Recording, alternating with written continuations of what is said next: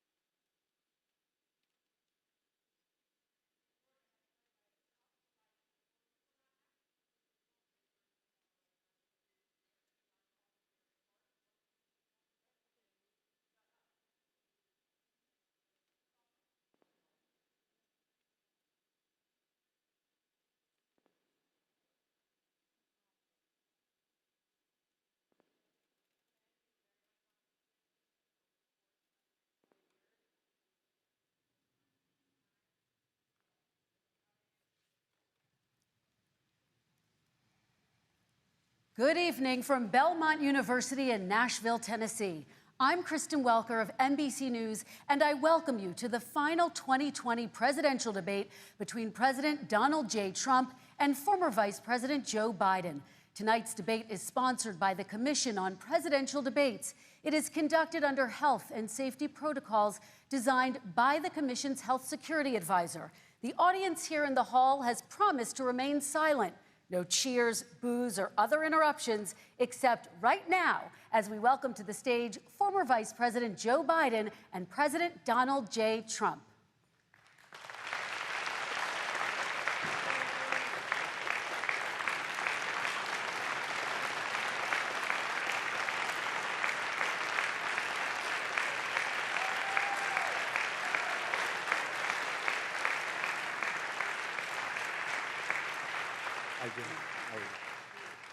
And I do want to say a very good evening to both of you. This debate will cover 6 major topics. At the beginning of each section, each candidate will have 2 minutes uninterrupted to answer my first question. The debate commission will then turn on their microphone only when it is their turn to answer, and the commission will turn it off exactly when the 2 minutes have expired.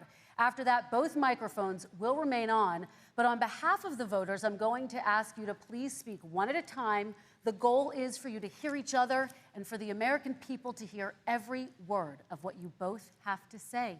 And so with that, if you're ready, let's start. And we will begin with the fight against the coronavirus. President Trump, the first question is for you. The country is heading into a dangerous new phase. More than 40,000 Americans are in the hospital tonight with COVID, including record numbers here in Tennessee. And since the two of you last shared a stage, 16,000 Americans have died from COVID. So please be specific. How would you lead the country during this next stage of the coronavirus crisis? 2 minutes, uninterrupted. So, as you know, 2.2 million people modeled out were expected to die. We closed up the greatest economy in the world in order to fight this horrible disease that came from China. It's a worldwide pandemic. It's all over the world. You see the spikes in Europe and many other places right now. If you notice, the mortality rate is down 85%. The excess mortality rate is way down and much lower than almost any other country. And we're fighting it, and we're fighting it hard. There is a spike. There was a spike in Florida, and it's now gone. There was a very big spike in Texas. It's now gone. There was a very big spike in Arizona. It's now gone. And there are some spikes and surges in other places. They will soon be gone. We have a vaccine that's coming. It's ready. It's going to be announced within weeks, and it's going to be delivered. We have Operation Warp Speed, which is the military is going to distribute the vaccine. I can tell you from personal experience that I was in the hospital. I had it, and I got better. And I will tell you that I had something that they gave me, a therapeutic, I guess they would call it. Some people could say it was a cure. But I was in for a short period of time, and I got better very fast, or I wouldn't be here tonight. And now they say I'm immune. Whether it's 4 months or a lifetime, nobody's been able to say that, but I'm immune. More and more people are getting better. We have a problem that's a worldwide problem. This is a worldwide problem. But I've been congratulated by the heads of many countries on what we've been able to do. If you take a look at what we've done in terms of goggles and masks and gowns and everything else, and in particular ventilators, we're now making ventilators all over the world, thousands and thousands a month, distributing them all over the world. It will go away, and as I say, we're rounding the turn, we're rounding the corner. It's going away. Okay, former Vice President Biden, to you, how would you lead the country out of this crisis? You have 2 minutes uninterrupted. 220,000 Americans dead. If you hear nothing else I say tonight, hear this. Anyone who's responsible for not taking control, in fact, not saying I take no responsibility initially, anyone who's responsible for that many deaths should not remain as President of the United States of America. We're in a situation where there are 1,000 deaths a day now, 1,000 deaths a day. And there are over 70,000 new cases per day. Compared to what's going on in Europe, as the New England Medical Journal said, they're starting from a very low rate. We're starting from a very high rate. The expectation is we'll have another 200,000 Americans dead between now and the end of the year. If we just wore these masks, the president's own advisors have told him, we could save 100,000 lives.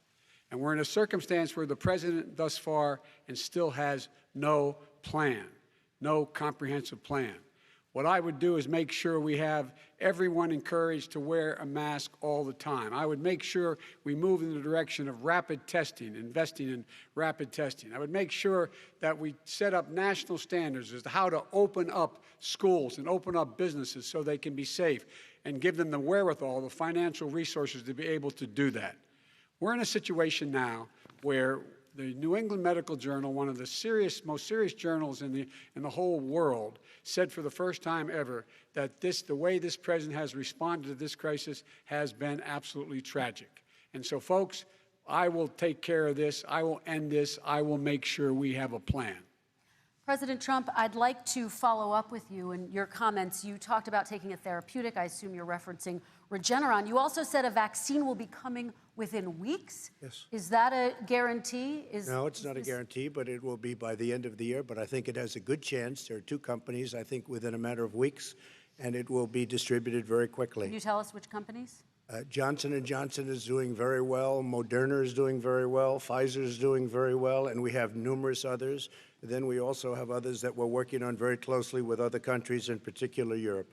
Let me follow up with you, and because this is new information, you have said a vaccine is coming soon, within weeks now. Your own officials say it could take well into 2021 at the earliest for enough Americans to get vaccinated. And even then, they say the country will be wearing masks and distancing into 2022. Is your timeline realistic? No, I think my timeline is going to be more accurate. I don't know that they're counting on the military the way I do, but we have our generals lined up, one in particular that's the head of logistics. And this is a very easy distribution for him. He's ready to go as soon as we have the vaccine.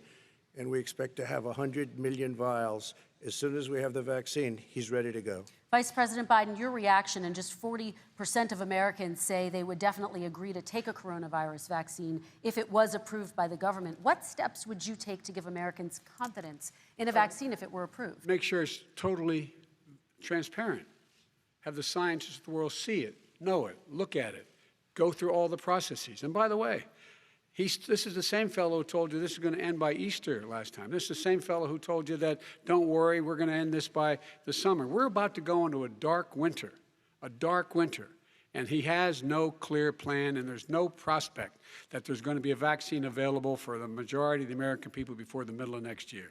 President Trump, your reaction, he says you have no plan. I don't think we're going to have a dark winter at all. We're opening up our country. We've learned and studied and understand the disease, which we didn't at the beginning.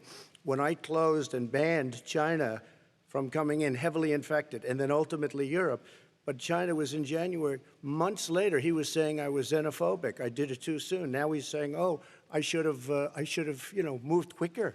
But he didn't move quicker. He was months behind me, many months behind me. And frankly, he ran the H1N1 swine flu, and it was a total disaster, far less lethal, but it was a total disaster. Had that had this kind of numbers, 700,000 people would be dead right now, but it was a far less lethal disease. Look, his own person who ran that for him, who, as you know, was his chief of staff, said it was catastrophic, it was horrible, we didn't know what we were doing. Now he comes up and he tells us how to do this. Also, everything that he said about the way every single move that he said we should make, that's what we've done. We've done all of it. But he was way behind us. Vice President Biden, your response. My response is he is xenophobic, but not because he shut down access from China. And he did it late after 40 countries had already done that. In addition to that, what he did, he made sure that we had 44 people that were in there in China trying to get to Wuhan to determine what exactly the source was. What did the president say in January? He said, no, he said, he's being transparent. The president of China is being transparent. We owe him a debt of gratitude. We have to thank him.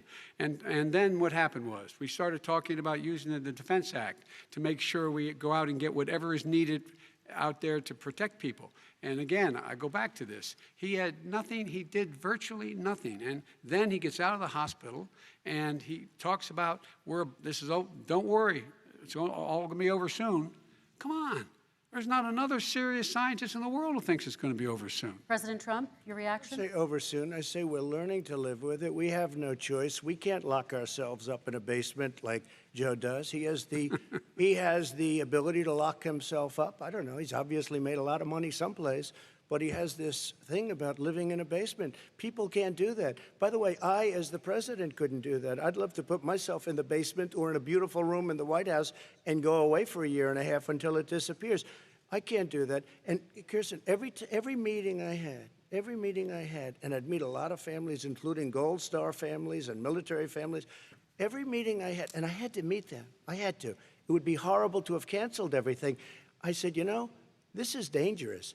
And you catch it. And, I caught it. I learned a lot.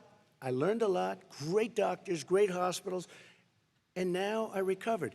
99.9 of young people recover. 99% of people recover. We have to recover. We can't close up our nation. We have to open our school, and we can't close up our nation, or you're not going to have a nation.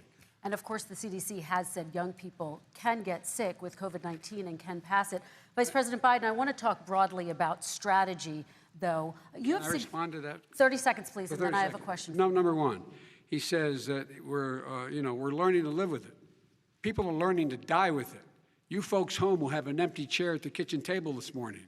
That man or wife going to bed tonight and reaching over to try to touch out of habit where their wife or husband is gone. Learning to live with it. Come on. We're dying with it because he has never said, you said it's dangerous. When's the last time? Is it really dangerous still? Are we dangerous? You tell the people it's dangerous now? What should they do about the danger? And you say, I take no responsibility. Let me talk about your two. Excuse me, I take full responsibility. It's not my fault that he came here. It's China's fault. And you know what? It's not Joe's fault that he came here either. It's China's fault. They kept it from going into the rest of China for the most part, but they didn't keep it from coming out to the world, including Europe and ourselves. Vice President Biden. The fact is that when we knew it was coming, when it hit, what happened? What did the president say? He said, don't worry, it's going to go away. Be gone by Easter. Don't worry. The warm weather. Don't worry. Maybe inject bleach. He said he was kidding when he said that, but a lot of people thought it was serious. A whole range of things the president has said. Even today, he thinks we are in control. We're about to lose 200,000 more people. President Trump. Look, perhaps just to finish this, I was kidding on that, but just to finish this, when I closed, he said I shouldn't have closed. And that went on for months. Nancy Pelosi said the same thing. She was dancing on the streets in Chinatown in San Francisco. But when I closed, he said, this is a terrible thing, you're xenophobic. I think he called me racist even, and because I was closing it to China. Now he says I should have closed it earlier. Joe, it doesn't work. I didn't say either of those things. You certainly did. You Thursday, certainly and did. I talked about a xenophobia in a different context. It wasn't about closing the border to Chinese coming to the United States. All right, I want to talk about both of your different strategies to handling He thought this. I shouldn't have closed the border. Well, That's obvious. Do you want to respond to that quickly, Vice President No. Biden? Okay. Let's talk about your different strategies toward dealing with this. Mr. Vice President, you suggested you would support new shutdowns if scientists recommended it. What do you say to Americans who are fearful that the cost of shutdowns, the impact on the economy, the higher rates of hunger, depression, domestic and substance abuse outweighs the risk of exposure to the virus? What I would say is I'm going to shut down the virus, not the country. It's his ineptitude that caused the country to have to shut down in large part. Why businesses have gone under, why schools are closed, why so many people have lost their living, and why they're concerned. Those other concerns are real. That's why he should have been, instead of in a sand trap in his golf course, he should have been negotiating with Nancy Pelosi and the rest of the Democrats and Republicans about what to do about the acts they were passing for billions of dollars to make sure people had the capacity. But you haven't ruled out more shutdowns. Well, no, I'm not shutting down the nation, but look, you need standards. The standard is if you have a reproduction rate in a community that's above a certain level, everybody says, slow up, more social distancing, do not open bars and do not open gymnasiums, do not open until you get this under control. under more control. But when you do open, give the people the capacity to be able to open and have the capacity to do it safely. For example, schools. Schools, they need a lot of money to open. They need to deal with ventilation systems. They need to deal with smaller classes, more teachers, more pods. And he's refused to support that money, or at least up to now. Let's talk about schools. President Well, Trump, I think we have to respond, if I might. please, and then I have a follow-up. Thank you, and I appreciate that. Look, all he does is talk about shutdowns, but forget about him. His Democrat governors, Cuomo in New York, you look at what's going on in California, you look at Pennsylvania, North Carolina, Democrats all, they're shut down so tight, and they're dying. They're dying. And he supports all these people. All he talks about is shutdowns. No, we're not going to shut down, and we have to open our schools. And it's like, as an example, I have a young son. He also tested positive. By the time I spoke to the doctor the second time, he was fine. It just went away. Young people, I guess it's their immune system. Let me follow up with you, President Trump. You've demanded schools open in person and insist they can do it safely. But just yesterday, Boston became the latest city to move its public school system entirely online after a coronavirus spike. What is your message to parents who worry that sending their children to school will endanger not only their kids, but also their teachers and families? I want to open the schools. The transmittal rate to the teachers is very small, but I want to open the schools. We have to open our country. We're not going to have a country. You can't do this. We can't keep this country closed. This is a massive country with a massive economy. People are losing their jobs. They're committing suicide. There's depression, alcohol, drugs at a level that nobody's ever seen before. There's abuse, tremendous abuse. We have to open our country. You know, I've said it often. The cure cannot be worse than the problem itself. And that's what's happening. And he wants to close down. He'll close down the country if one person in our massive bureaucracy says we should close it down. Vice President Biden, your response. Simply not true. We ought to be able to walk and chew gum at the same time. We ought to be able to safely open, but when they need resources to open.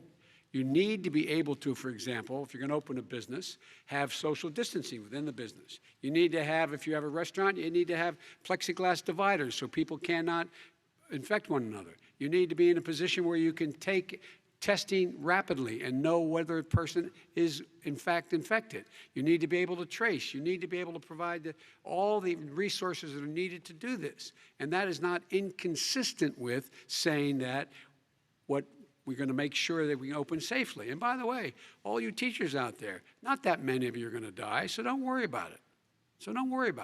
Come on. President Trump, let me follow up with you quickly. By the way, I will say this. If you go and look at what's happened to New York, it's a ghost town. It's a ghost town. And when you talk about plexiglass, these are restaurants that are dying. These are businesses with no money. Putting up plexiglass is unbelievably expensive, and it's not the answer. I mean, you're going to sit there in a cubicle wrapped around with plastic. These are businesses that are dying, Joe. You can't do that to people. You just can't. Take a look at New York and what's happened to my wonderful city for so many years. I loved it. It was vibrant. It's dying. Everyone's leaving New York. Take a look at what New York has done in terms of turning the curve down in terms of the number of people dying. And I don't look at this in terms of the way he does. Blue states and red states. They're all the United States. And look at the states that are having such a spike in the coronavirus. They're the red states. They're the states in the Midwest. They're the states in the upper Midwest. That's where the spike is occurring significantly. But they're all Americans. They're all Americans. And what we have to do is say, wear these masks, number one. Make sure we get the help that the businesses need that has money's already been passed to do that. It's been out there since the beginning of the summer, and nothing's happened. President, New York has lost more than 40,000 people, 11,000 people in nursing homes. President Trump, what when about... you say spike, take a look at what's happening in Pennsylvania, where they've had it closed. Take a look at what's happening with your friend in Michigan, where her husband's the only one allowed to do anything. It's been like a prison. Now it was just ruled unconstitutional. Take a look at North Carolina. They're having spikes, and they've been closed. And they're getting killed financially. We can't let that happen, Joe. You can't let that happen. We have to open up. And we understand the disease. We have to protect our seniors. We have to protect our elderly. We have to protect especially our seniors with heart problems and diabetes problems, and we will protect them. We have the best testing in the world by far. That's why we have so many cases. Let me follow up Because with it you shows. before we move on to our next section. President Trump, this week you called Dr. Anthony Fauci, the nation's best-known infectious disease expert, quote, a disaster. You described him and other medical experts as, quote, idiots. If you're not listening to them, who are you listening to as you fight this? I'm listening to all of them, including Anthony. I get along very well with Anthony. But he did say, don't wear masks. He did say, as you know, this is not going to be a problem. I think he's a Democrat, but that's okay. He said, this is not going to be a problem. We are not going to have a problem at all. When Joe says that, I said, Anthony Fauci said, and others, and many others, and I'm not knocking him a lot. Nobody knew. Look, nobody knew what this thing was. Nobody knew where it was coming from, what it was. We've learned a lot. But Anthony said, don't wear masks. Now he wants to wear masks. Anthony also said, if you look back, exact words, here's his exact words. This is no problem. This is going to go away soon. So he's allowed to make mistakes. He happens to be a good person. Vice President Biden, your response quickly, and then we're going to move on to the next section. My response is that think about what the president knew in January and didn't tell the American people. He was told this was a serious virus that spread in the air, and it was much worse than the flu. He went on record and said to one of your colleagues, recorded, that in fact he knew how dangerous it was, but he didn't want to tell us. He didn't want to tell us because he didn't want us to panic. He didn't want us, Americans don't panic. He panicked. But guess what? In the meantime, we find out in the New York Times the other day that, in fact, his folks went to Wall Street and said this is a really dangerous thing. And a memo out of that meeting, not from his administration, but from some of the brokers, said sell short because we got to get moving. It's a dangerous problem. Well, this is I'm going to give you 30 seconds to respond, and then we're the going Wall to Street move one, on. I don't know. Somebody went to Wall Street. You're the one that takes all the money from Wall Street. I don't take it. I haven't. You have raised a lot of money, tremendous amounts of money. And every time you raise money, deals are made, Joe. I could raise so much more money. As president and as somebody that knows most of those people, I could call the heads of Wall Street, the heads of every company in America. I would blow away every record, but I don't want to do that because it puts me in a bad position. And then you bring up Wall Street. You shouldn't be bringing up Wall Street because you're the one that takes the money from Wall Street, not me. I could blow away your records that, like you wouldn't believe. We don't need money. We have plenty of money. In fact, we beat Hillary Clinton with a tiny fraction of the money that she was able to. All right, gentlemen, we're going to move on. Don't tell me about Wall Street. Average contribution, $43. All right, we're going to move on to our next section, which is national security. And I do want to start with the security of our elections and some breaking news from overnight. Just last night, top intelligence officials confirmed again that both Russia and Iran are working to influence this election. Both countries have obtained U.S. voter registration information, these officials say, and Iran sent intimidating messages to Florida voters. This question goes to you, Mr. Vice President. What would you do to put an end to this threat? You have 2 minutes uninterrupted.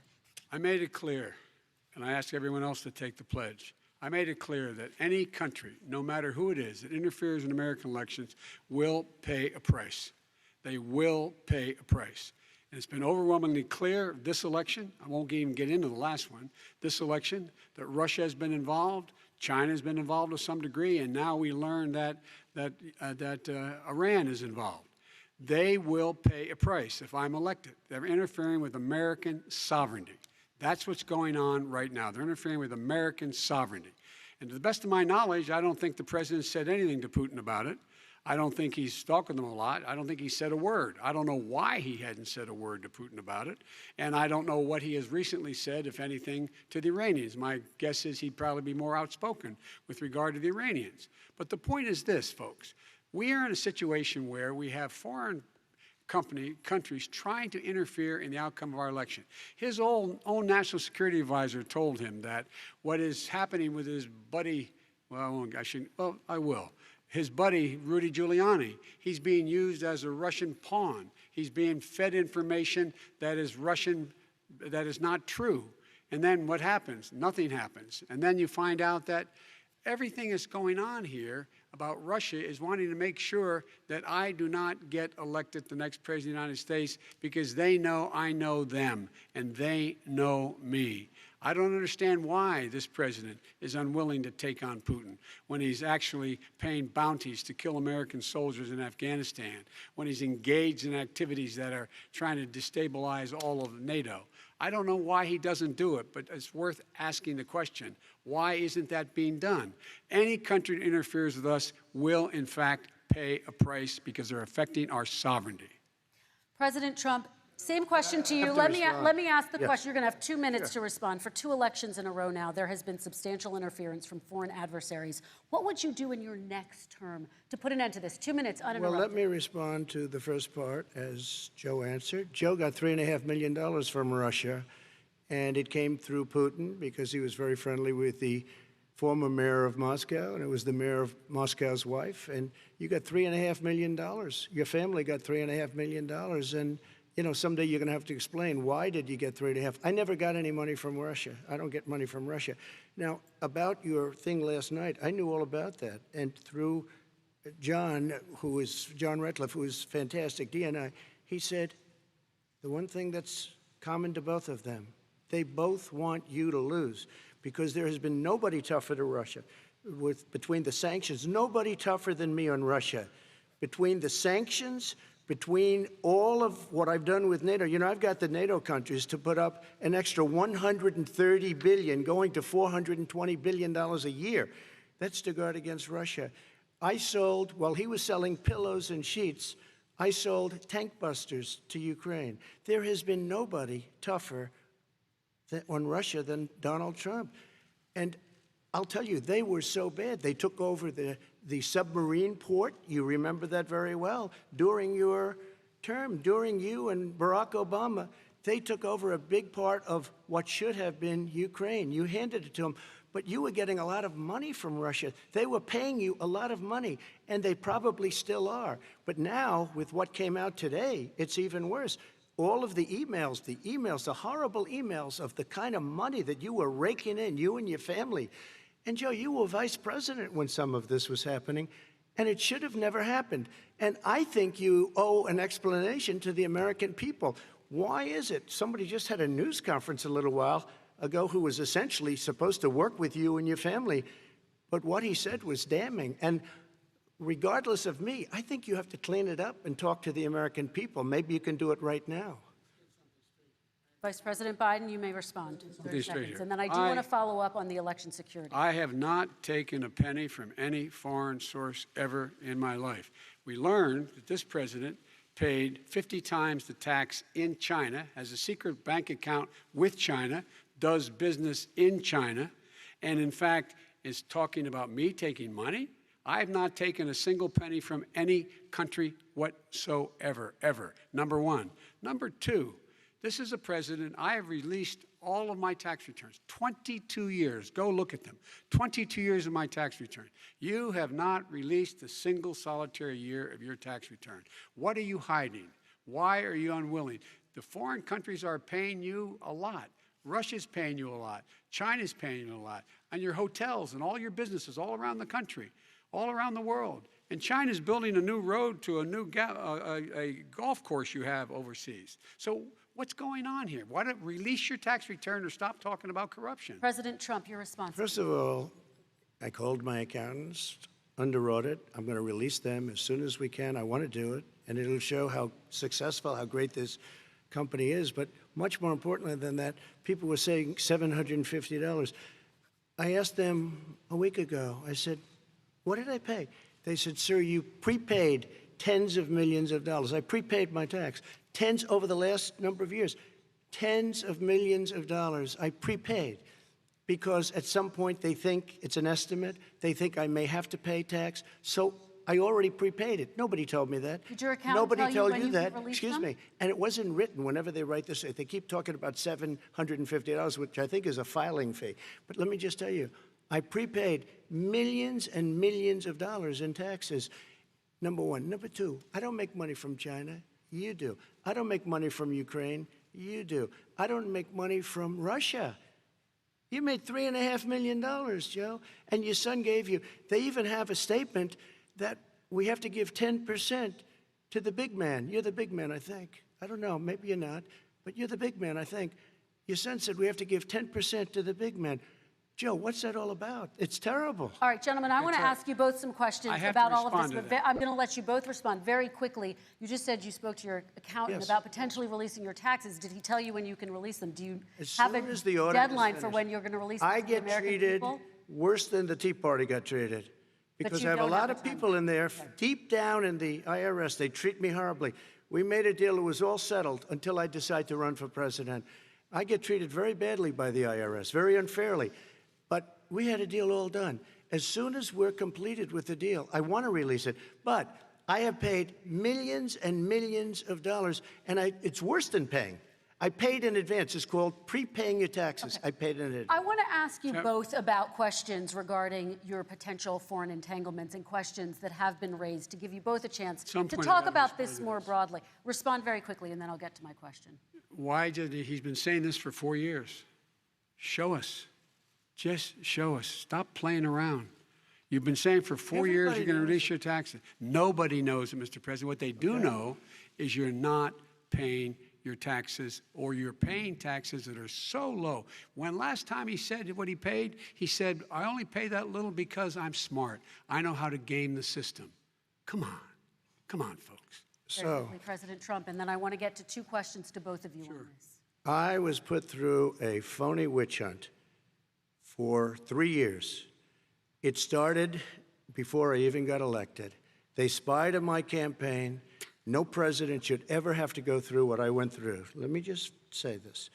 Mueller and 18 angry Democrats and FBI agents all over the place spent $48 million. They went through everything I had, including my tax returns, and they found absolutely no collusion and nothing wrong. 48 million. I guarantee you, if I spent 1 million on you, Joe, I could find plenty wrong. Because All the right. kind of things that you've done and the kind of monies that your family has taken, I mean, your brother made money in Iraq. Millions of dollars. Your other brother made a fortune, and it's all through you, Joe. And they say you get some of it, and you do live very well. You have houses all over the place. You live very well. All right, gentlemen, let me just ask some questions about all of this broadly. Vice President Biden, there have been questions about the work your son has done in China and for a Ukrainian energy company when you were vice president. In retrospect, was anything about those relationships inappropriate or unethical?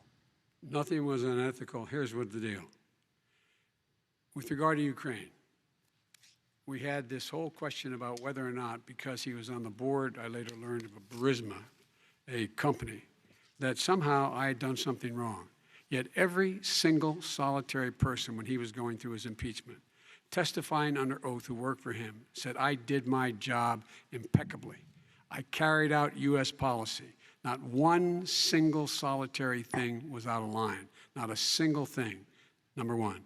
Number two, the guy who got in trouble in Ukraine was this guy trying to bribe the Ukrainian government to say something negative about me, which they would not do and did not do because it never, ever, ever happened.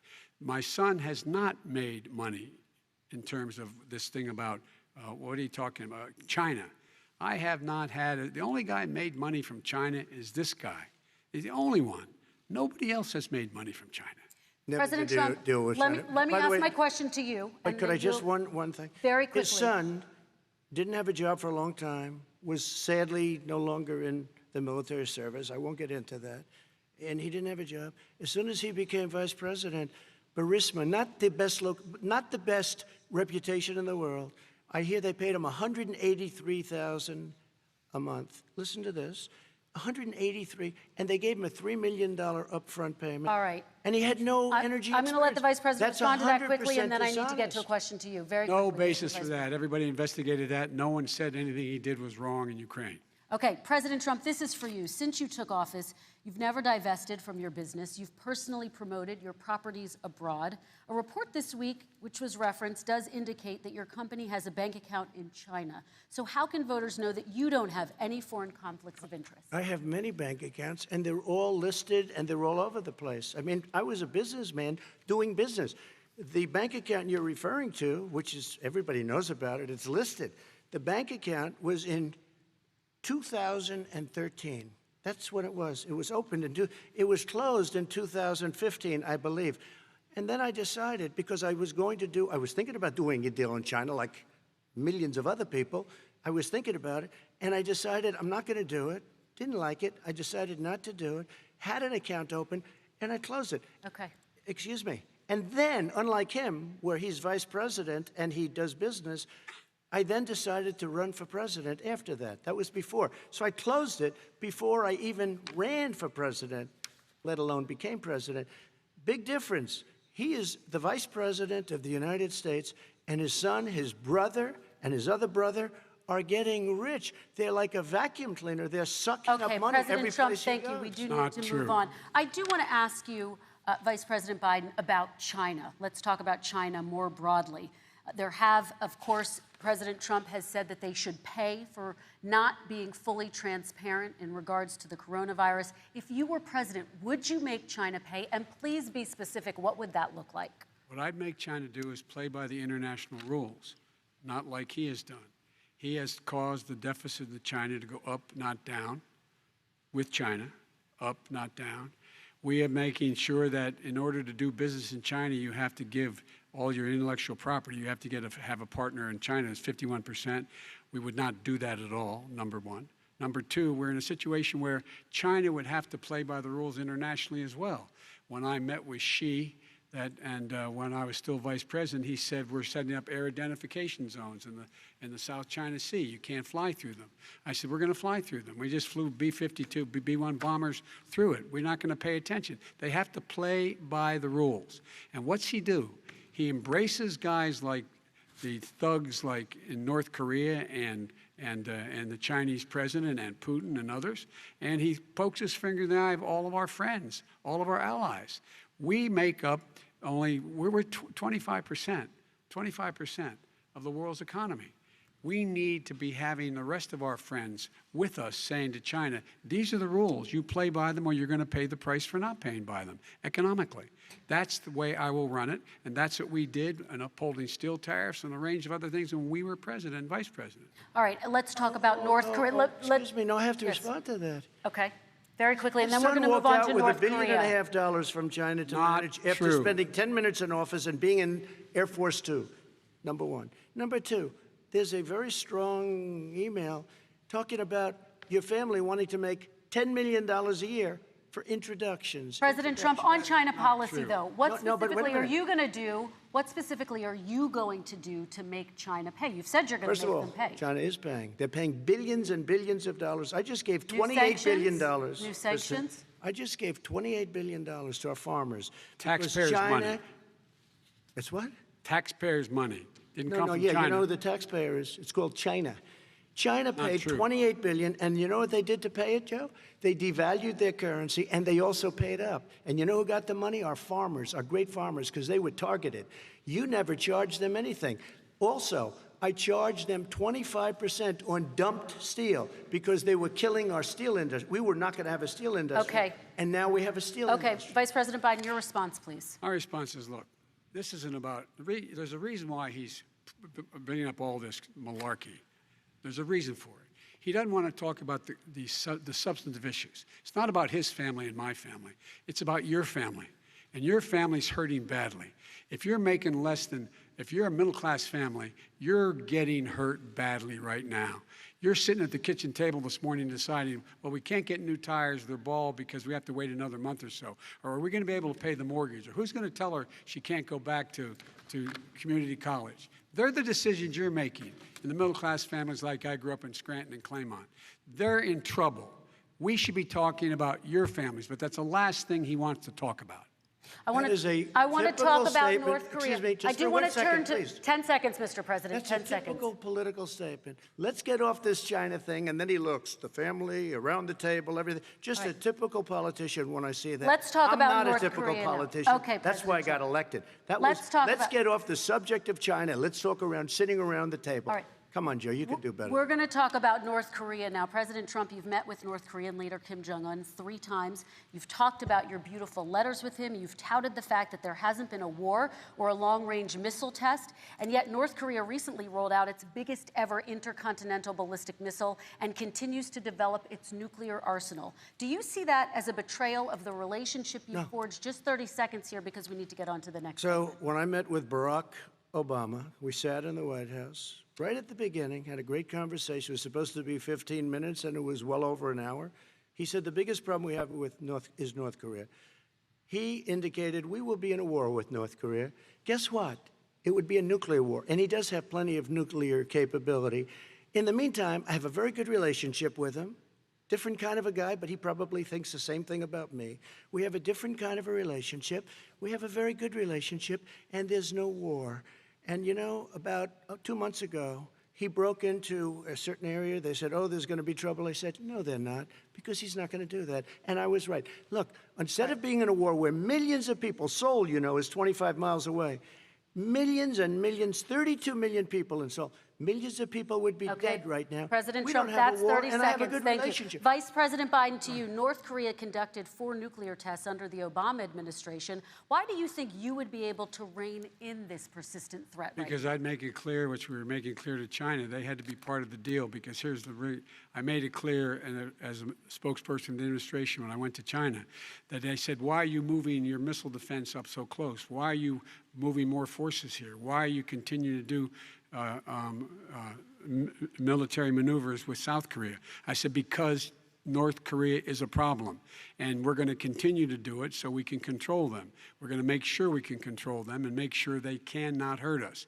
And so if you want to do something about it, step up and help. If not, it's going to continue. What has he done? He's legitimized North Korea. He's talked about his good buddy, who's a thug, and he talks about how we're better off. And they have much more capable missiles, able to reach U.S. territory much more easily than ever did before. Let me follow up with you, Vice President Biden. You've said you wouldn't meet with Kim Jong-un without preconditions. Are there any conditions under which you would meet with him? On the condition that he would agree that he would be drawing down his nuclear capacity to get that the Korean Peninsula should be a nuclear-free zone. All right, let's move on to American families. Kristen, they tried Very to quickly, meet with 10 him. seconds, They President. tried to meet with him. He wouldn't do it. He didn't like Obama. He didn't like him. He wouldn't do it. Okay, I know gotta for give him a fact they chance to tried. respond to that He before we wouldn't move do on. it. You And know, that's okay.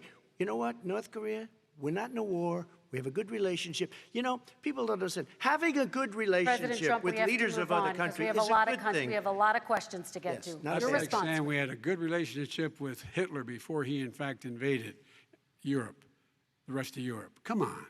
The reason he would not meet with President Obama is because President Obama said, we're going to talk about denuclearization. We're not going to legitimize you, and we're going to continue to put stronger and stronger sanctions on you. That's why he wouldn't meet with us. All right, And let's it didn't move happen. on. Let's Excuse move on me. and talk He about left American me a families. mess, Kristen. President Trump, okay, we do They need to move left on. me a mess. North Korea was a mess. We And need in to fact, move if on you so that remember we the can get first to all 2 or of 3 our months, questions tonight, there was a President very Trump. dangerous period in my first 3 months before we sort of worked things out a little bit. Okay. There was a they left us a mess. And Obama would be, I think, the first to say it was the single biggest problem he thought that our country had. Okay, let's move on to American families and the economy. One of the issues that's most important to them is health care, as you both know. Today, there was a key vote on a new Supreme Court Justice, Amy Coney Barrett, and health care is at the center of her confirmation fight. Over 20 million Americans get their health insurance through the Affordable Care Act. It's headed to the Supreme Court, and your administration, Mr. President, is advocating for the court to overturn it. If the Supreme Court does overturn that law, those 20 million Americans could lose their health insurance almost overnight. So what would you do if those people have their health insurance taken away? You have 2 minutes uninterrupted. Sure. First of all, I've already done something that nobody thought was possible. Through the legislature, I terminated the individual mandate. That is the worst part of Obamacare, as we call it. The individual mandate where you have to pay a fortune for the privilege of not having to pay for bad health insurance. I terminated. It's gone. Now it's in court because Obamacare is no good.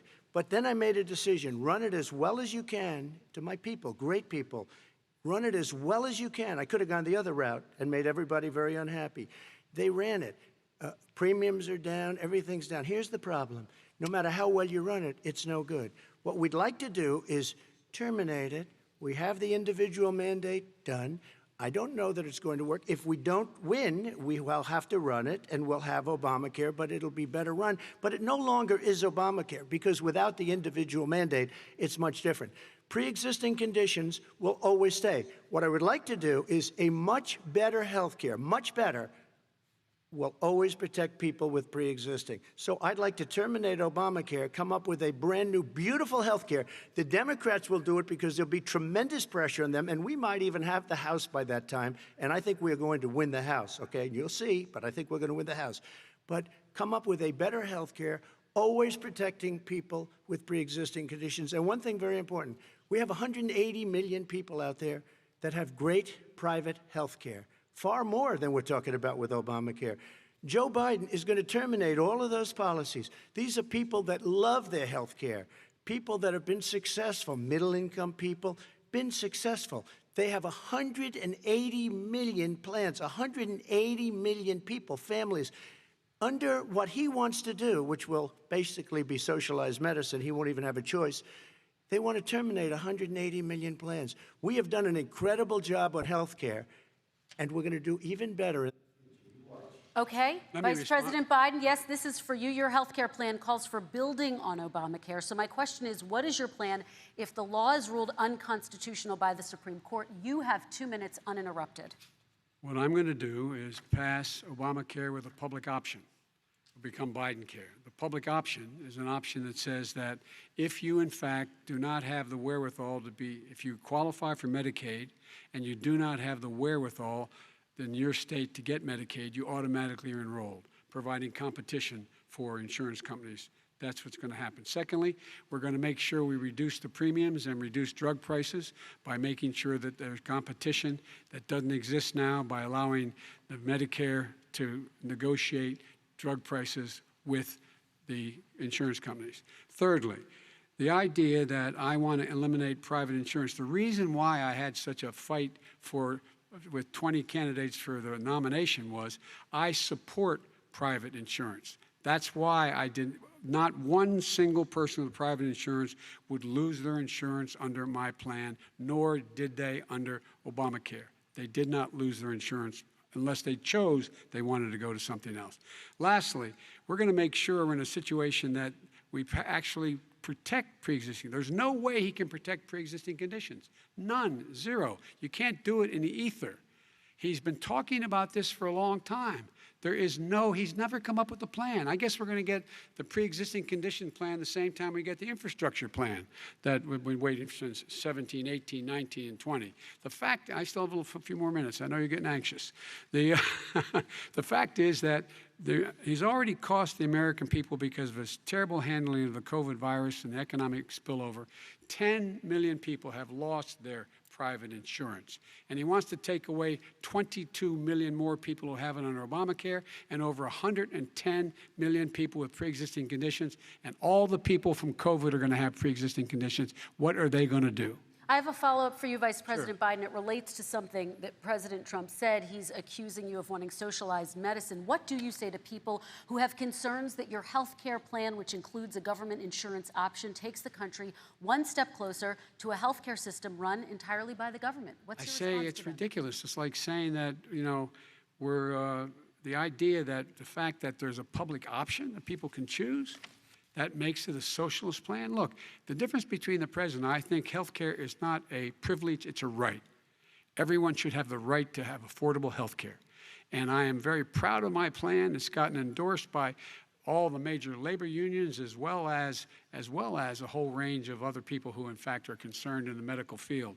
This is something that's going to save people's lives, and this is going to give some people an opportunity to have health care for their children. How many of you home are worried and rolling around in bed tonight wondering what in God's name you're going to do if you get sick because you've lost your home insurance, your health insurance your company's gone under? We have to provide health insurance for people at an affordable rate, and that's what I do. President Trump, Excuse me, he was there response. for 47 years. He didn't do it. He was now there as vice president for 8 years, and it's not like it was 25 years ago. It was 3 3/4. It was just a little while ago, right? Less than 4 years ago. He didn't do anything. He didn't do it. He wants socialized medicine, and it's not that he wants it. His vice president, she is more liberal than Bernie Sanders and wants it even more. Bernie Sanders wants it. The Democrats want it. You're going to have socialized medicine, just like he went with fracking. We're not going to have fracking. We're going to stop fracking. We're going to stop fracking. Then he goes to Pennsylvania after he gets a nomination, where he got very lucky to get it. And he goes to Pennsylvania, And he says, oh, we're going to have fracking.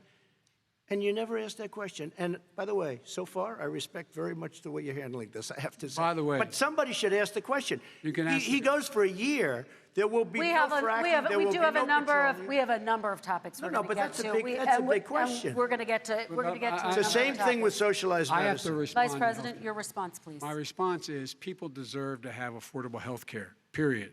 Period, period, period.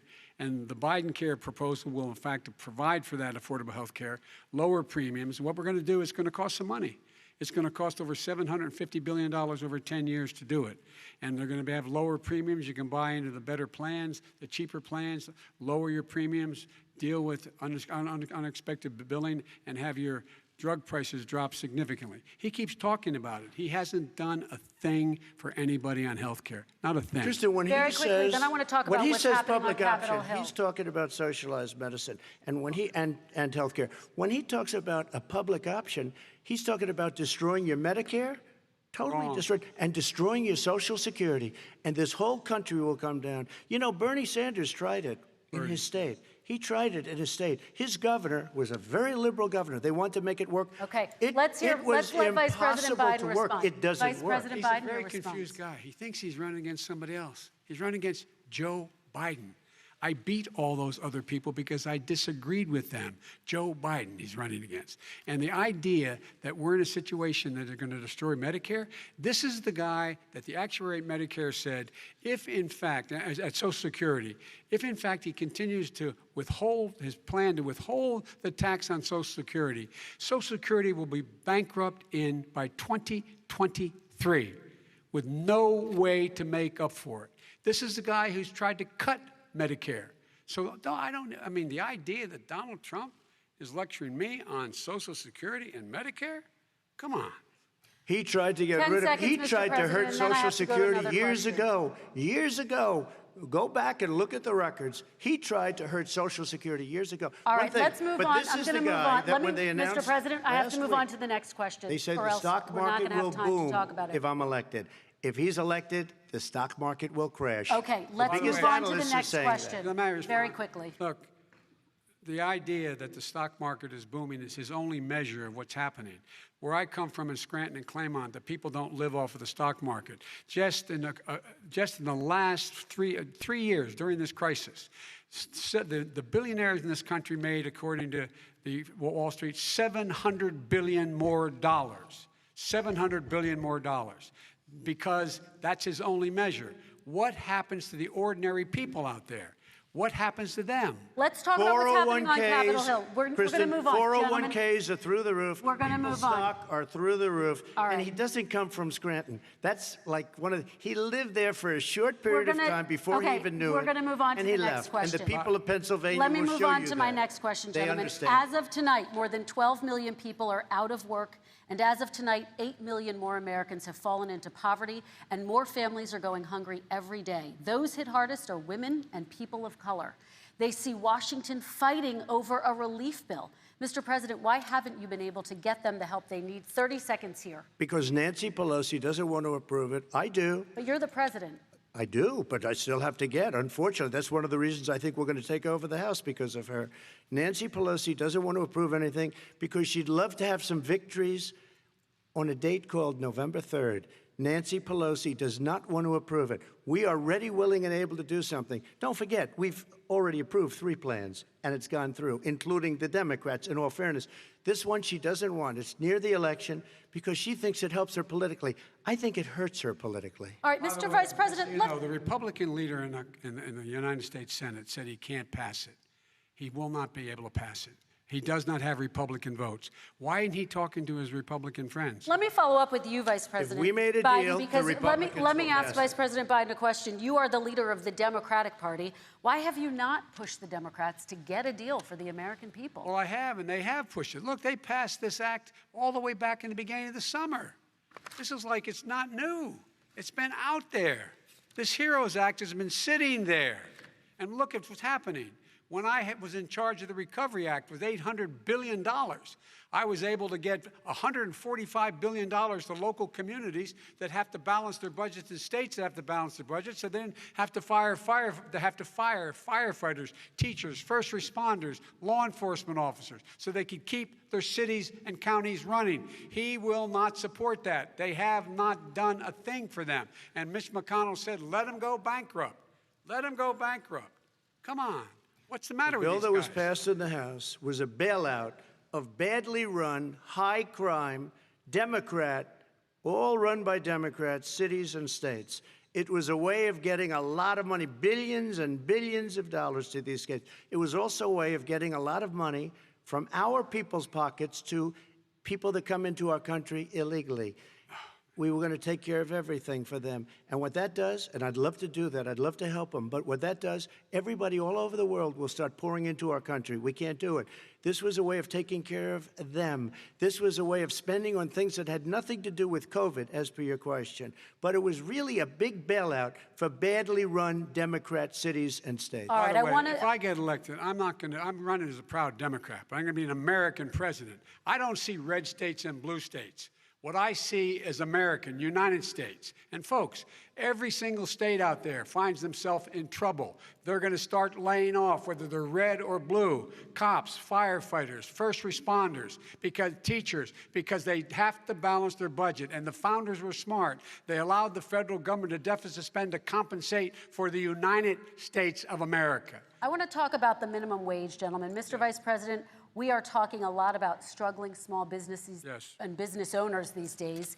Do you think this is the right time to ask them to raise the minimum wage? You, of course, support a $15 federal minimum wage. I do, because I think one of the things we're going to have to do is we're going to have to bail them out, too.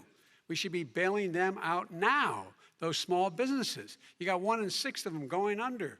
They're not going to be able to make it back. They passed a package that allows us to be able to call PPP. Money is supposed to go to help them do everything from organize how they can deal with their businesses being open safely. Schools, how they can make classrooms smaller, how they can hire more teachers, how they can put ventilation systems in. They need the help. The businesses as well as the schools need the help. But these guys will not help them. Is not giving them any of the money. We are going to move on to immigration, one thing very but I quickly, want he to get said we your have to help our reaction. small businesses by raising the minimum wage. That's not helping. I think it should be a state option. Alabama is different than New York. New York is different from Vermont. Every state is different. It should be a state option. You said very we have recently. to help. It's very important. We have to help our small businesses. How are you helping your small businesses when you're forcing wages? What's going to happen, and what's been proven to happen, is when you do that, these small businesses fire many of their employees. You said very recently you would consider raising the federal minimum wage to $15 an hour. You said recently you would consider raising the federal minimum wage to $15 an hour. Is that still the case? And I would consider it to an extent, but in a what I second really administration? like, in a second administration, but not to a level that's going to put all these businesses out of business. It should be a state option. Look, I've lived in different places. I know different places. They're all different. Some places, $15 is not so bad. In other places, other states, $15 would be Okay, President ruinous. Trump, thank you. Quick response, Vice President Biden. 2 jobs, 1 job, be below poverty. People are making $6, $7, $8 an hour. These first responders, we all clap for as they come down the street because they've allowed us to make it. What's happening?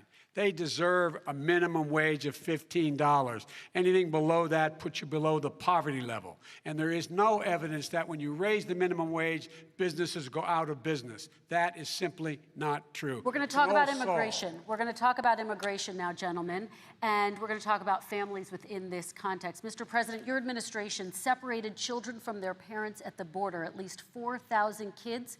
You've since reversed your zero-tolerance policy, but the United States can't locate the parents of more than 500 children. So how will these families ever be reunited? Children are brought here by coyotes and lots of bad people, cartels, and they're brought here, and they used to use them to get into our country. We now have as strong a border as we've ever had.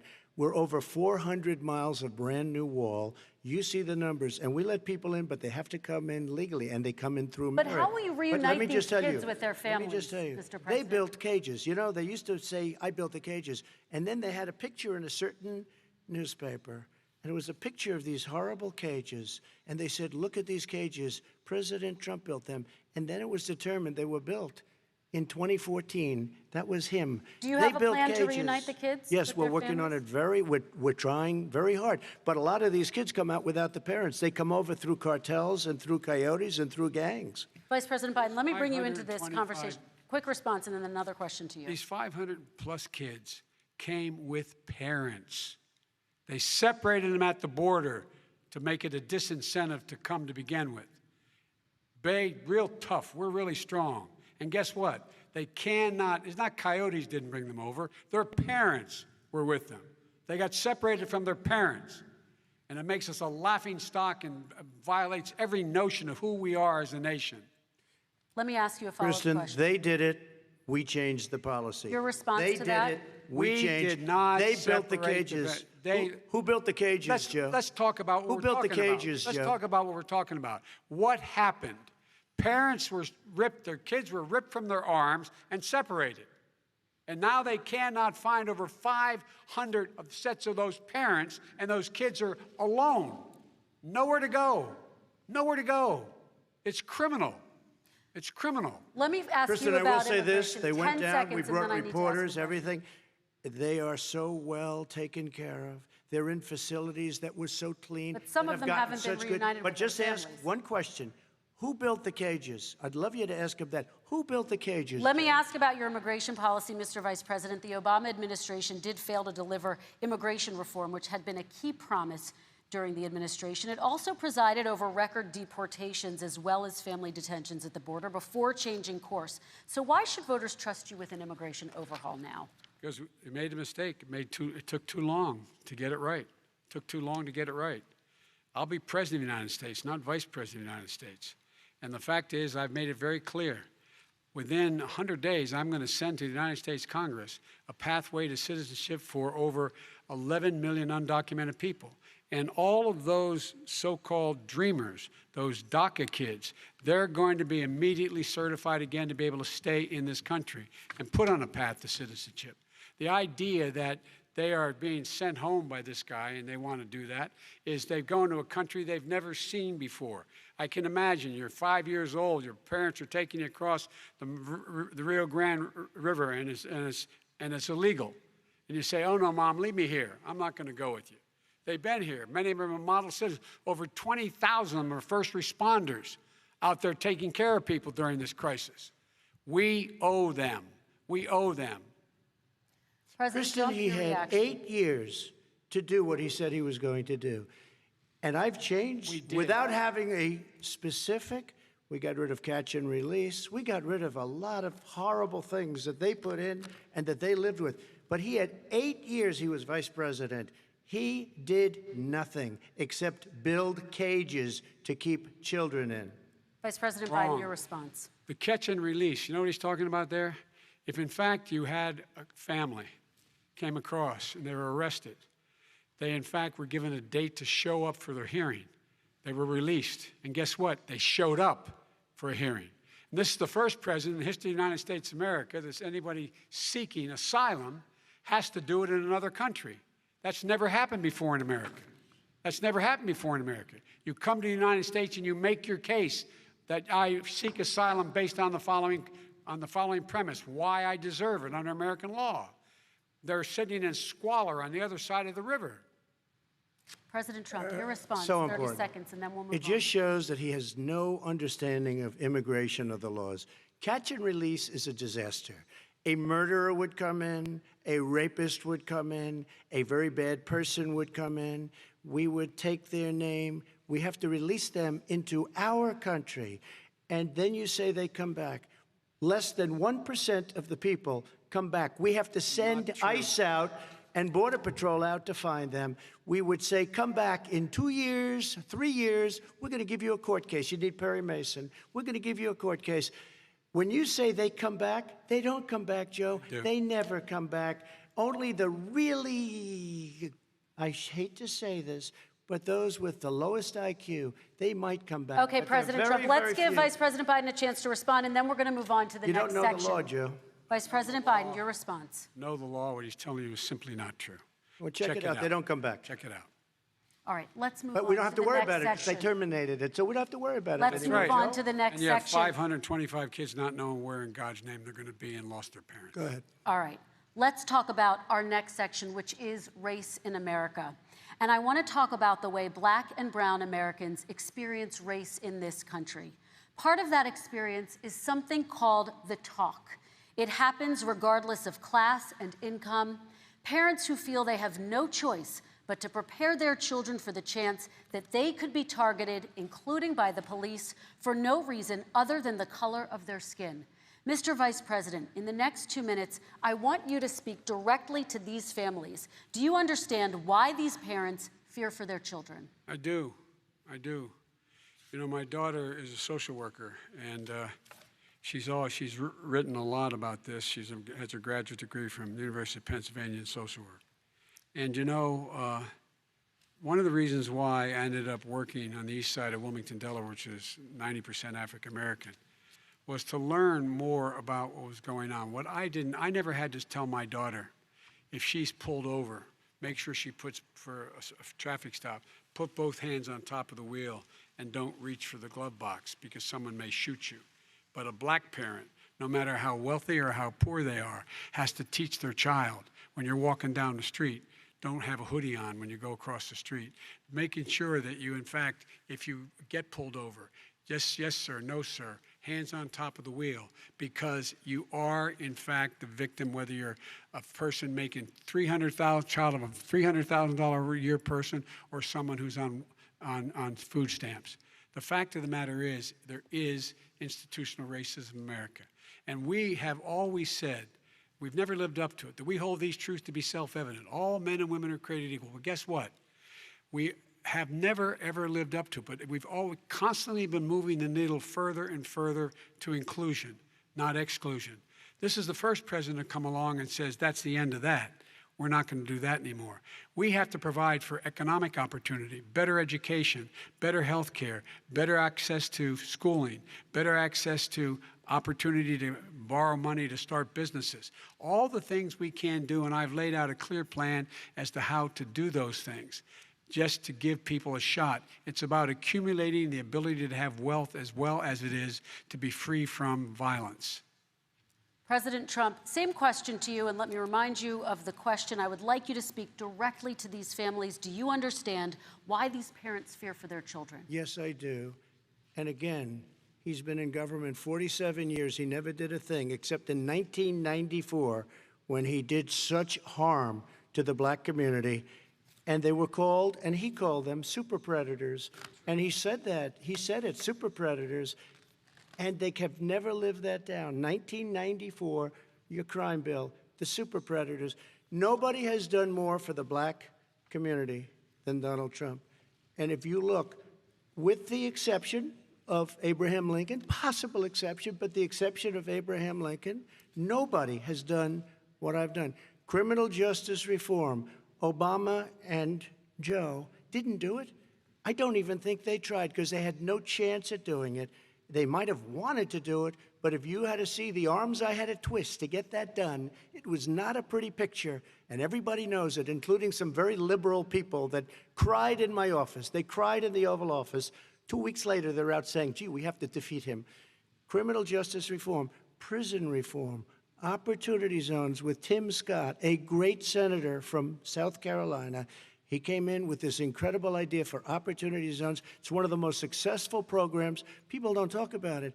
Tremendous investment is being made. Biggest beneficiary, the black and Hispanic communities, and then historically black colleges and universities. After 3 years of coming to the office, I love some of those guys. They were great. They came into the office and they said, I said, what are you doing? After 3 years, I said, why do you keep coming back? Because we have no funding. I said, you don't have to come back every year. We have to come back because President Obama would never give them long-term funding, and I did. 10-year long-term funding, and I gave them more money than they asked for because they said, I think you need more. And I said, the only bad part about this is I may never see you again, because I got very friendly with them, and they like me and I like them. But I saved historically black colleges and universities. Okay, and we're going to talk about both of your records, but your response to that, Vice President? My response to that is I never, ever said what he accused me of saying. The fact of the matter is, in 2000, though, after the crime bill had been in the law for a while, this is a guy who said, the problem with the crime bill, there's not enough people in jail. There's not enough people in jail. And go on my website, get the quote, the date when he said it. Not enough people. He talked about marauding gangs, young gangs, and the people who are going to maraud our cities. This is a guy who in the Central Park five innocent black kids, he continued to push for making sure that they got the death penalty. None of them were guilty of the crimes they were suggested. Look, and talk about granted, he did in fact let 20 people, he commuted 20 people's sentences. We commuted over 1,000 people's sentences. Over 1,000. The very law he's talking about is a law that, in fact, initiated by Barack Obama. And secondly, we're in a situation here where the federal prison system was reduced by 38,000 people under our administration. And one of these things we should be doing, there should be no minimum mandatories in the law. That's why I'm offering $20 billion to states to change their state laws to eliminate minimum mandatories and set up drug courts. No one should be going to jail because they have a drug problem. They should be going to rehabilitation, not to jail. We should fundamentally change the system, and that's what I'm going to do. But why didn't he do it 4 years ago? Why didn't you do that 4 years ago, even less than that? Why didn't you do it? You were vice president. You keep talking about all these things you're going to do, and you're going to do this. But you were there just a short time ago, and you guys did nothing. We did. You know, Joe, I ran because of you. I ran because of Barack Obama, because you did a poor job. If I thought you did a good job, I would have never run. I would have never run. I ran because of you. I'm looking at you now. You're a politician. I ran because of you. All right, Vice President Biden, your response to that, and then I do have some questions for both of you. Well, I tell you what, I hope he does look at me, because what's happening here is, you know who I am, you know who he is, you know his character, you know my character, you know our reputations for honor and telling the truth. I am anxious to have this race. I am anxious to see this take place. The character of the country is on the ballot. Our character is on the ballot. Look at us closely. Let me ask some follow-up. Excuse me. Please respond, and then we're going to have follow-up If this stuff is questions. true about Russia, Ukraine, China, other countries, Iraq, if this is true, then he's a corrupt politician. All right. So don't give me the stuff about how you're this innocent baby. Joe, they're calling you a corrupt politician. Nobody- Take a look President at the Trump, laptop I want to from stay hell. on the issue Excuse of me, race. We're take a talking look at about the the issue. laptop from hell. President Trump, we're Nobody. talking about race right now, and I do want to stay on the issue of race. President Trump, And I you've have just... to respond to that. Please, Because look, very quickly. there are 50 former national intelligence folks who said that what he's accusing me of is a Russian plant. They have said that this has all the five former heads of the CIA, both parties, say what he's saying is a bunch of garbage. Nobody believes it except his and his good friend Rudy Giuliani. You mean the laptop is now another Russia hoax? And You that's gotta be- exactly what- Is this that's where you're exactly going? what This was is told. where he's going. The All right. laptop is Russia, Yes. Russia, Gentlemen, Russia? I want to stay on the issue of race. You okay? have to be kidding. Here we Mr. go President, again with Russia. We're going to continue Boy, oh on the boy. issue of race. Mr. President, believe you've that one. described the Black Lives Matter movement as a symbol of hate. You've shared a video of a man chanting white power to millions of your supporters. You've said that black professional athletes exercising their First Amendment rights should be fired. What do you say to Americans who say that kind of language from a president is contributing to a climate of hate and racial strife? Well, you have to understand, the first time I ever heard of Black Lives Matter, they were chanting pigs in a blanket, talking about police. Pigs, talking about our police. Pigs in a blanket, fry them like bacon. I said, that's a horrible thing. And they were marching down the street. And that was my first glimpse of Black Lives Matter. I thought it was a terrible thing. As far as my relationships with all people, I think I have great relationships with all people. I am the least racist person in this room. Well, what do you say to Americans who are concerned by that rhetoric? I don't know. and by I don't know videos? what to say. I got criminal justice reform done and prison reform and opportunity zones. I took care of black colleges and universities. I don't know what to say. they can say anything. I mean, they can say anything.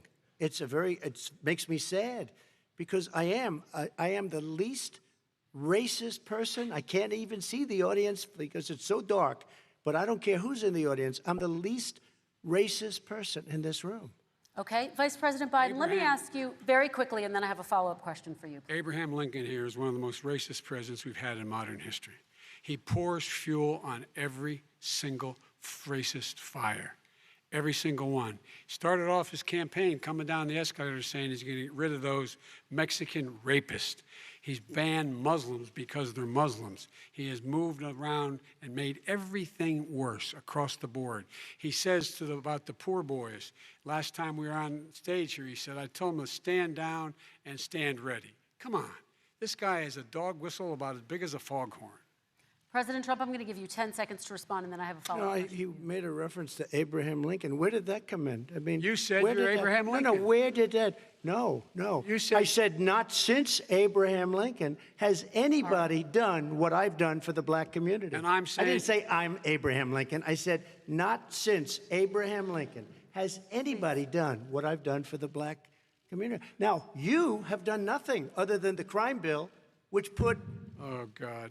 tens of thousands of black men, mostly, in jail. All right, let me, And you know let me, what? let me They ask remember Vice it President because if you Biden look a at what's question. happening with the voting right now, Let me ask they Vice remember President that you Biden treated them about- very, very badly. The- Just the- take a look at what's happening out there. Vice President Biden, let me give you a chance to respond within this context. Crime Okay. bills that you supported in the 80s and 90s contributed to the incarceration of tens of thousands of young black men who had small amounts of drugs in their possession. They are sons, they are brothers, they're fathers, they're uncles, whose families are still to this day, some of them suffering the consequences. So speak to those families. Why should they vote for you? One of the things is that in the 80s, we passed 100%, all 100 senators voted for it, a bill on drugs and how to deal with drugs. It was a mistake. I've been trying to change it since then, particularly the portion on cocaine. That's why I've been arguing that, in fact, we should not send anyone to jail for a pure drug offense. They should be going into treatment across the board. That's what we should be spending money. That's why I set up drug courts, which were never funded by our Republican friends. They should not be going to jail for a drug or an alcohol problem. They should be going into treatment. That's what we've been trying to do. That's what I'm going to get done because I think maybe the American people have now seen that, in fact, it was a mistake to pass those laws relating to drug. But they were not in the crime bill. But Okay, why so- didn't he get it done? See, it's all talk, no action with these politicians. Why didn't he get it done? That's what I'm going to do when I become president. You were vice president along with Obama as your president, your leader, for 8 years. Why didn't you get it done? You had 8 years to get it done. Now you're saying you're going to get it done because you're all talk and no action, Jim. We got a Your lot of it response. done. We released didn't get 38,000. We anything got done. 38,000 prisoners left from the. You got nothing done. 38,000 prisoners were released from federal prison. There were over 1,000 people who were given clemency. In fact, we're the ones that put in the legislation saying we could look at pattern and practice of police departments and what they were doing, how they were conducting themselves. I could go on, but we began the process. We lost an election. That's why I'm running to win back that election and change his terrible policy. I Quick just response, asked, and then we're I gonna just move asked on one to climate question. change. Why didn't you do it in the 8 years, a short time ago? Why didn't you do it? You just said, I'm going to do that, I'm going to do this. You put tens Because- of thousands of mostly black young men in prison. Now you're saying you're going to undo that. Why didn't you get it done? You had 8 years with Obama. You know why, Because- Joe? Because you're all talk and no action. All right, Vice President Because Biden, and then we're going to move on to the next section. We had a Republican Congress. That's the answer. Well, Okay. you got to talk them into it, Joe. All Sometimes right. you got to talk them into it. We're going to move on to our next section, Like I which did is with criminal climate justice change. reform. I had Okay. to talk Democrats into it. Gentlemen, You we're, did we're- what we we're running out of already done. time, so we got to get on to Okay. climate change, please. You both have very different visions on climate change. President Trump, you say that environmental regulations have hurt jobs in the energy sector. Vice President Biden, you have said you see addressing climate change as an opportunity to create new jobs. For each of you, how would you both combat climate change and support job growth at the same time? Starting with you, President Trump, you have 2 minutes uninterrupted. So we have the Trillion Trees program. We have so many different programs. I do love the environment, but what I want is the cleanest, crystal clear water, the cleanest air. We have the best, lowest number in carbon emissions, which is a big standard that I notice Obama goes with all the time. Not Joe. I haven't heard Joe use the term because I'm not sure he knows what it represents or means, but I have heard Obama use it. And we have the best carbon emission numbers that we've had in 35 years under this administration. We are working so well with industry, but here's what we can't do. Look at China, how filthy it is. Look at Russia. Look at India. It's filthy. The air is filthy. The Paris Accord, I took us out because we were going to have to spend trillions of dollars, and we were treated very unfairly. When they put us in there, they did us a great disservice. They were going to take away our businesses. I will not sacrifice tens of millions of jobs, thousands and thousands of companies because of the Paris Accord. It was so unfair. China doesn't kick in until 2030. Russia goes back to a low standard, and we kicked in right away. It would have destroyed our businesses. So, you ready? We have done an incredible job environmentally. We have the cleanest air, the cleanest water, and the best carbon emission standards that we've seen in many, many years. Vice President And we Biden. haven't destroyed our industries. Vice President Biden, 2 minutes to you, uninterrupted. Climate change and climate warming, the global warming, is an existential threat to humanity. We have a moral obligation to deal with it. And we're told by all the leading scientists in the world we don't have much time. We're going to pass the point of no return within the next 8 to 10 years. 4 more years of this man eliminating all the regulations that were put in by us to clean up the climate, to limit the limit of emissions, will put us in a position where we're going to be in real trouble. Here's where we have a great opportunity. I was able to get both all the environmental organizations as well as labor, the people worried about jobs, to support my climate plan. Because what it does, it will create millions of new good-paying jobs. We're going to invest in, for example, 50,000 charging stations on our highways so that we can own the electric car market of the future. In the meantime, China is doing that. We're going to be in a position where we're going to see to it that we're going to take 4 million existing buildings and 2 million existing homes and retrofit them so they don't leak as much energy, saving hundreds of millions of barrels of oil in the process and creating significant number of jobs. And by the way, the whole idea of what this is all going to do, it's going to create millions of jobs, and it's going to clean the environment. Our health and our jobs are at stake. That's what's happening. And what right now, by the way, Wall Street firms indicated that my plan will in fact create 18.6 million jobs, 7 million more than his. This is from Wall Street. And I'll create $1 trillion more in economic growth than his proposal does. Not on climate, just on the economy. President Trump, you're They came out and said very strongly, $6,500 will be taken away from families under his plan, that his plan is an economic disaster. If you look at what he wants to do, if you look at his plan, his environmental plan, you know who developed it? AOC +3. They know nothing about the climate. I mean, she's got a good line of stuff, but she knows nothing about the climate. And they're all hopping through hoops for AOC +3. Look, their real plan costs $100 trillion. If we had the best year in the history of our country for 100 years, we would not even come close to a number like that. When he says buildings, they want to take buildings down because they want to make bigger windows into smaller windows. As far as they're concerned, if you had no window, it would be a lovely thing. This is the craziest plan that anybody has ever seen. And this wasn't done by smart people. This wasn't done by anybody. Frankly, I don't even know how it can be good politically. Right. They want to spend $100 trillion. That's their real number. He's trying to say it was 6. It's $100 trillion. They want to knock down buildings and build new buildings with little, tiny, small windows. I mean, and many other things. Okay. And many other things. Let me have the Vice President respond, and we're running out of time, and we have a lot more questions to get to. Country. So let's hear from the Vice President. I have a number more questions. I don't know where he comes from. I don't know where he comes up with these numbers. Queens. $100 trillion. Give me a break. This plan was, endorsed by every major environmental group and every labor group.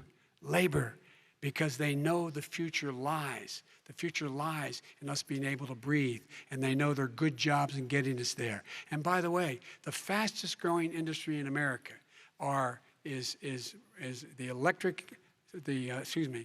solar energy and wind. He thinks wind causes cancer, windmills. It's the fastest growing jobs, and they pay good prevailing wages, 45, 50 bucks an hour.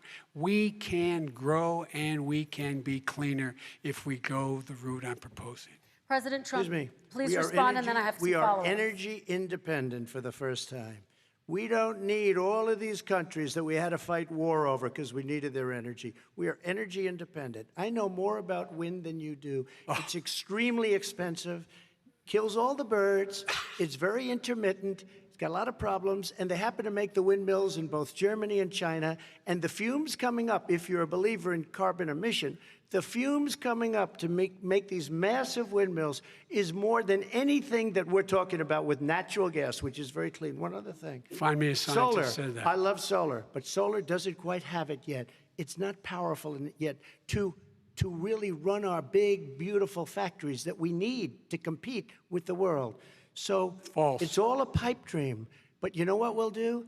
We're going to have the greatest economy in the world. But if you want to kill the economy, get rid of your oil industry. You want, and what about fracking? All right, now, let me now we have to ask him about allow fracking. Vice President Biden to I respond. never said I oppose fracking. You said it on tape. I did. Show the tape. Put it on your website. I'll put it on. Put it on the website. The fact of the matter is Showed he's it last flat lying. Would you Flat- rule out banning fracking? I do rule out banning fracking because the answer, we need other industries to transition to get to ultimately a complete zero emissions by 2025.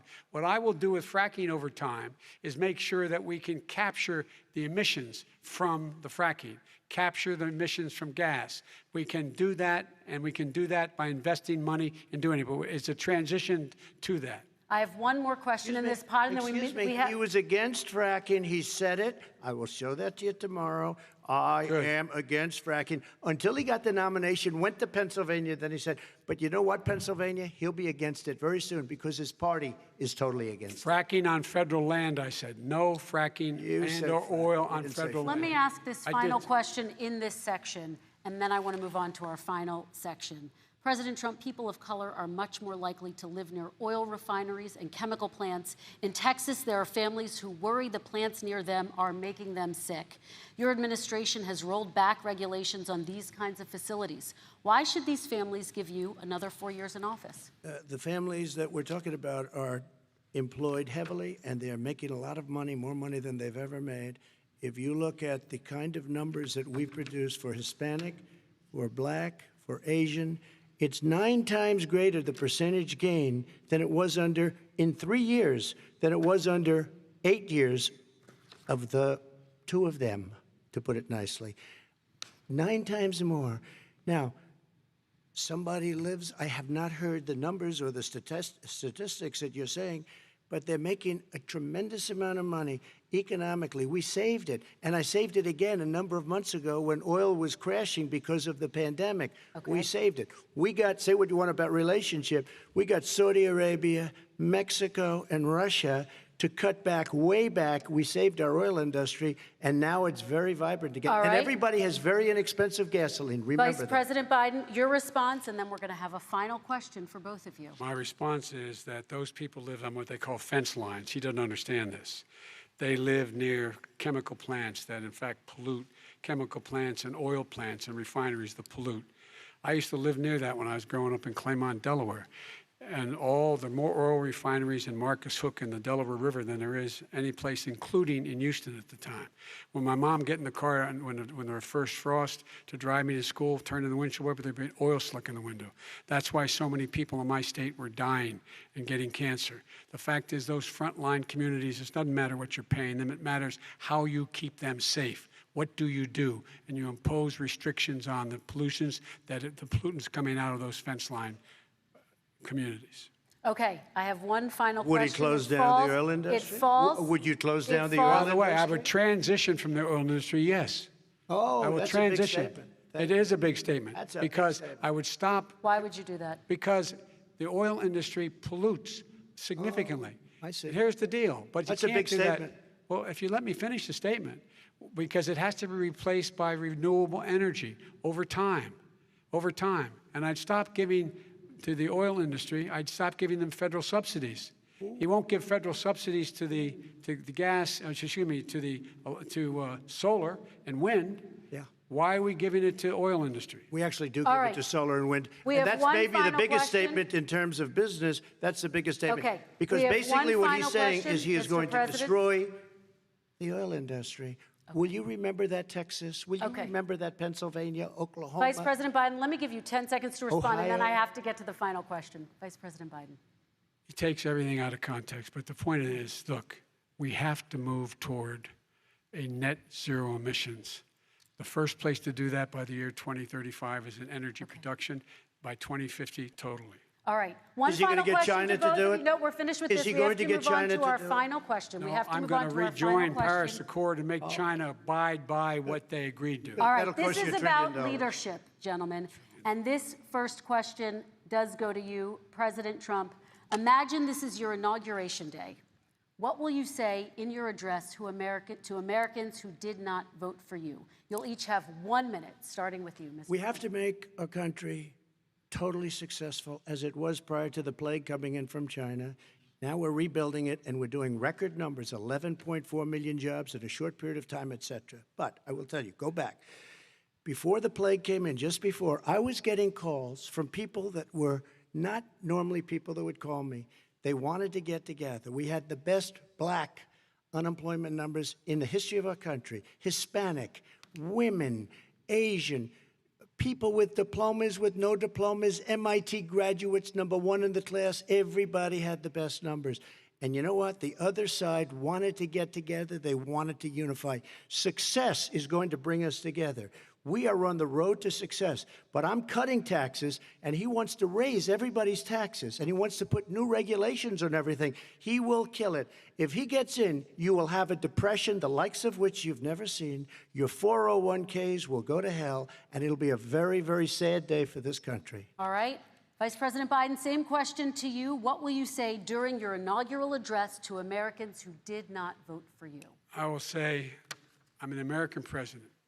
I represent all of you, whether you voted for me or against me. And I'm going to make sure that you're represented. I'm going to give you hope. We're going to move. We're going to choose science over fiction. We're going to choose hope over fear. We're going to choose to move forward because we have enormous opportunities to make things better. We can grow this economy. We can deal with the systemic racism. And at the same time, we can make sure that our economy is being run and moved and motivated by clean energy, creating millions of new jobs. And that's the fact. That's what we're going to do. And I'm going to say, as I said at the beginning, what is on the ballot here is the character of this country: decency, honor, respect, treating people with dignity, making sure that everyone has an even chance. And I'm going to make sure you get that. You haven't been getting it the last 4 years. All right. I want to thank you both for a very robust hour and a half, a fantastic debate. Really appreciate it. President Trump, former Vice President Joe Biden, thank you to Belmont University for hosting us tonight. And most importantly, thank you to those watching tonight. Election Day is November 3rd. Don't forget to vote. Thank you, everyone, and have a great night. Thank you.